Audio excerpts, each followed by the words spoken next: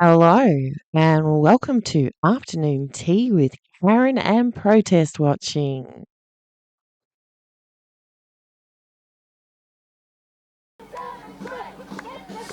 Yeah, and it's difficult for me to get a sense on the numbers, and because I'm only in one place. But if we spin around, I mean, there's still a stack down through this park here. It's not just this thin group that you can see right near the police, and there are multiple entrances. On the other side of this police line is Clarendon Street. When it changes at the Yarra, there's another group there.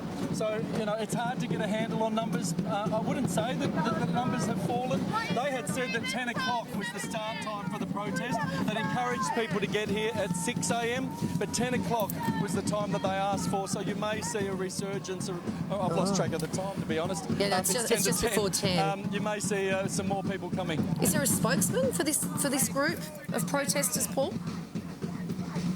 Say again? Is there a spokesperson? Is anyone putting forward their case amongst all these protesters? Absolutely. Yeah, no, there are media contacts. There was a message tree created via text message. There are people available to speak with. I've asked to speak to multiple people who, come up and shout at me, and people just don't want to engage, and that's fine, but I'm happy to give them the opportunity. That's the thing. They have been doing some press conferences. Essentially, their message is they don't want this expo here. They say that these weapons bring death and killing innocent people, that our governments are spending too much money on weaponry, and that the environmental cost. Here, do you want me to read it out for you, mate, to save it holding it? What do you want? He's holding that next to my face. I'm like, we're happy to see it. They say the government... Well, I found someone for you to talk to. This guy here. My face. I'm like, we're happy to see it. They say the government spend too much on money. There's an environmental impact from weaponry, and so I've seen a lot of the people, particularly there's been some brave people walking in full army outfits who have been heckled. And here we go, tell the truth. I'm trying to tell the truth, that's why I'm here. Yeah, absolutely, Paul. And those points that you've raised on behalf of the protesters, all really valid, all potentially up for debate, and we should have that debate as we see people behind you with signs saying, 60 years of war could trigger climate rain and change, and this call to tell the truth, but certainly not in this way. Wouldn't you love to see the organisers come up and say, hey, this is great, but the violence is not? Sorry, our cameraman was just shoved in the back. Which illustrates the point. Perhaps exactly the point. Perhaps move back a bit. Yeah. Perhaps move back a bit, Paul. Say again. Perhaps move back a bit. Just someone, and that's the what percentage is who's just here to create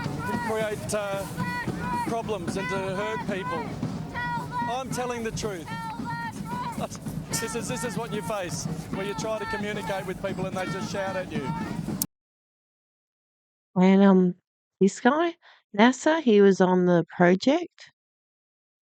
He's got to ask him nice. Oh. It's shameful, it's despicable. We're here at Land Forces today because, we are trying to build an anti-war, anti-military movement. We're here to protest arms and the dealing of arms here in Naarm. We've come all the way from Yorta country for a week of disruption to let the world know that we will not support the buying and selling of any type of weaponry that harms civilians or any living being. We're trying to protest warmongers and profiteers who are all at the convention centre right now making deals and essentially, bringing to them a menagerie of arms that are used not just in Gaza right now, but have been used all around the world and likely will be used in genocides and by oppressive regimes all around the world. I'm here today as a healthcare worker who is utterly, absolutely devastated with what's happening over in Gaza. And I am here protesting the Land Forces Expo, which is a huge military organisation that is bringing weapons into our town and doing trade deals with our governments, and I just find it absolutely disgusting. Well, we're here to protest this Sunday market of death. And it's so concerning that in Naarm today, in 2024, with the cost of living crisis, with just how poorly people are faring in this economy today, that we can create a space, a facility, whilst a live digital genocide is going on in Palestine, for profiteers of death, for Israeli companies to be here, American companies, British companies, those companies that are making profits, paying dividends to shareholders from the misery and death of innocents, wherever they may be, whether it's Congo or Sudan, Western Sahara, Palestine, but all over the colonised world. Our government is sponsoring genocide. This is not a police state! We have the right to demonstrate! This is not a police state! We have the right to demonstrate! This is not a police state! We have the right to demonstrate! Police reaction today is utterly grotesque. We have a right to protest on the streets. We came here peacefully and the cops have brought in tear gas, they've been pepper spraying, they're shooting rubber bullets. It's unbelievable. I've treated people with pepper spray injuries and it's just absolutely terrifying that they've come in with such full force.